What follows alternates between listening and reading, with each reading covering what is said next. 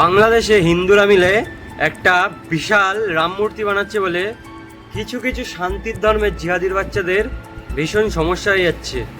তারা সেই মূর্তি বানাতে দিচ্ছে না। আবার কিছু কিছু জিহাদির বাচ্চা মিলে সেই রাম মূর্তিরই একটা ব্যানার নিয়ে আন্দোলন করছে, আর সেই ব্যানারে জুতো ঝাঁটা যা পারছে তারা মারছে। তাদের দাবি হচ্ছে যে বাংলাদেশ মুসলিম কান্ট্রি, এখানে তারা এত বড় রাম মূর্তি হতে দেবে না। প্রতিটা দেশে যে যার ধর্ম পালন করার অধিকার সবার আছে। আর আমি যতদূর জানি যে তোদের কোরআনে এমন কিছু লেখা নেই যে তোরা বাংলাদেশের সংখ্যায় বেশি আছিস বলে তোরা তোদের ধর্মই পালন করবি, আর বাকি ধর্মের মানুষ তারা যে মন্দির বানাতে পারবে না, মূর্তি বানাতে পারবে না, এমন তো লেখা নেই। তাহলে তোরা এই জিহাদির বাচ্চাগুলো মূর্খের মতো পরিচয় দিচ্ছিস কেন?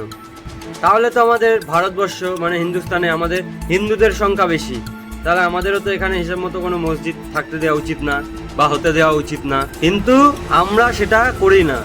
তোদের মতো এরকম জিহাদির বাচ্চা না, আমরা আতঙ্কবাদী না, বুঝেছিস? আমরা প্রত্যেকের ধর্মকে সম্মান করতে জানি। আর তারপরেও তোরা যারা রাম মূর্তি বানাতে দিবি না বাংলাদেশে, তাহলে বেশি কিছু না। ভারতের প্রধানমন্ত্রী নরেন্দ্র মোদীর কাছে আমার অনুরোধ যে আপনি এবং আপনার লোকজন বা পুলিশ প্রশাসন নিয়ে একটি কাজ করুন, যে বাংলাদেশে যে সমস্ত হিন্দুরা আছে সেই সমস্ত হিন্দুদের আমাদের এই ভারতে আনা হোক, আর ভারতে যে সমস্ত মুসলিমরা আছে সেই সমস্ত মুসলিমদের বাংলাদেশে পাঠিয়ে দেওয়া হোক।